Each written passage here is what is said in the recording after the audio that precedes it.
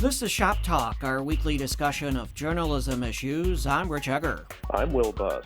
And I'm Jessica Martin. Poynter reported that global momentum is growing to require online platforms such as Google and Meta to pay for the news they use.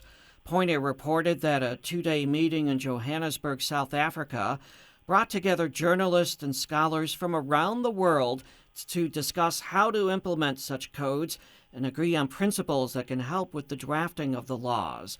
More than 50 organizations have signed on to the principles so far. Australia has already imposed such measures, while Poynter reports the U.S. has lagged on the issue. This is something we talked about in the past. You might recall talking about how Australia has imposed such measures. It's good to see more nations getting involved with this. It'd be nice to see the U.S. be a little more active.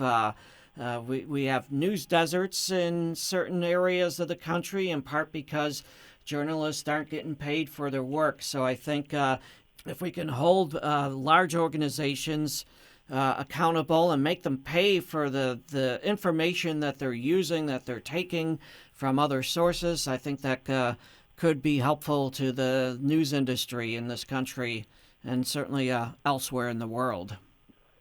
Can't agree more with this. I especially remember commending Australia when they made this move over there, and I think hopefully this is a sign that the greater populace is recognizing the role that, professional journalists do. I think that just about anyone can pop up with an internet connection and pose as a journalist or say they're a journalist. But I think at the end of the day, what we all need are professional, trained, knowledgeable journalists that are looking out for the general public to do the work that journalists do that only trained and educated journalists know, to at the end of the day be properly compensated so we can continue to train and educate and bring in more journalists.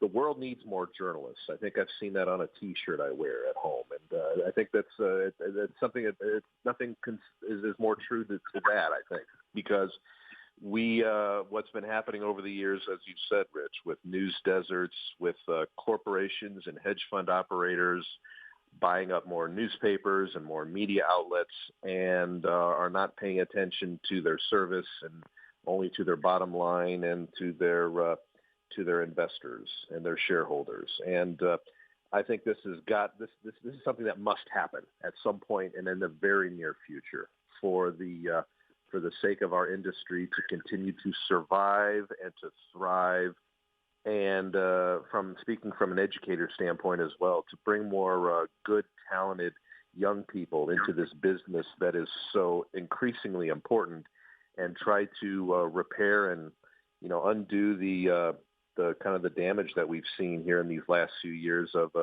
dwindling and closing newsrooms and newspapers. So this is something that must happen and take place in order to ensure that we have reporting and that we have an informed citizenry. I see that in my hometown and where I currently live. We have an incredible amount of local journalists. So we have 3 or 4 reporters at our local newspaper that live here. It's I'll say regionally owned, but by regionally I mean it's a very small tri-state area, so it's pretty locally owned. And we also have a locally owned radio station as well, and actually 2 radio stations, AM, FM. And the only thing that we don't have, which is the television station, we have WGM, but they cover us, but they're not locally owned anymore, right? But we still have that newspaper and we have that radio station. I think that I watch these people do this incredibly hard work and most often can't make a full-time living wage. So it's not okay, and it needs to change. And we need to move forward where people are getting paid for their work. That's been a problem really since newspapers were making enough money for print ads. It's been a problem for a long time. And I think it needs to improve. I love the idea of the tech companies having to pay for what they're using. I hope that doesn't mean that they start, I hope there's some caveat in there, and I don't know the ins and outs of this enough to know that, but I hope there's some caveat in there that they sort of have to have a certain amount of news, because I could see them just not, right? And we don't want that. Misinformation would spread worse than ever. So I think that we'd have to watch that and make sure that, like you mentioned, that sort of these respected news sources were used. That's always a difficult thing to be certain of, that we will have respected news sources that will be the ones disseminating the news on these platforms. Because, as I've always said, you can't require a license for a journalist, because we don't want the government saying who can and can't be journalists. That would be terrible. But it makes it difficult, because getting that news out there from a respected news source is what we need and what people need to see, and it needs to be paid for. Yeah, the aggregators, the big tech companies, should have to pay some money for the products that they use. But another issue then is also requiring, and I don't know that you can do this, certainly, I don't know that the government can require these companies that acquire newspapers, for example, to continue to have a local product. As we see in Macomb, the daily newspaper, the McDonough County Voice, they no longer have an office. They don't have a physical presence in downtown Macomb anymore. They don't have any reporters in Macomb. The paper still publishes, but it's mostly news from other communities or USA Today material. And there's some well-written, there are well-written articles in the paper, but none of them are local. And so, part of the issue we're facing when we talk about news deserts, too, is the idea of these large corporations coming in and buying local newspapers and then dismantling the local staff. And there's just no local news in the local newspaper. I would hope that these tech companies or these search engines and whatnot, Meta and the like, would recognize that this is what they have done to this industry and the product, and what they need to do is really to do what is right and to pay for what brings and drives people to their search engines and into their websites in the first place, and give credit and compensation for where it is due and well overdue.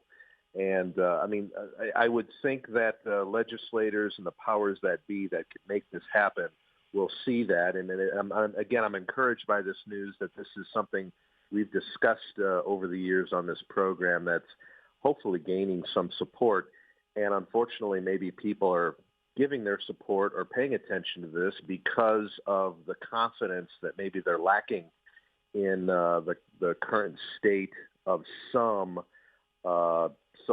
so-called journalists' online reporting that's not very well done, that's unprofessional, that's inaccurate, that's misleading, or entirely led to make you believe something else that's not even true. So I think because of that, and we're living through the times that we are, hopefully this will bring this to a head, and people will realize how important it is to not only have legitimately trained and educated, compensated journalists, but how important it is for us, as again, as the point I made before, to be well-informed citizens, to make educated decisions that affect our lives.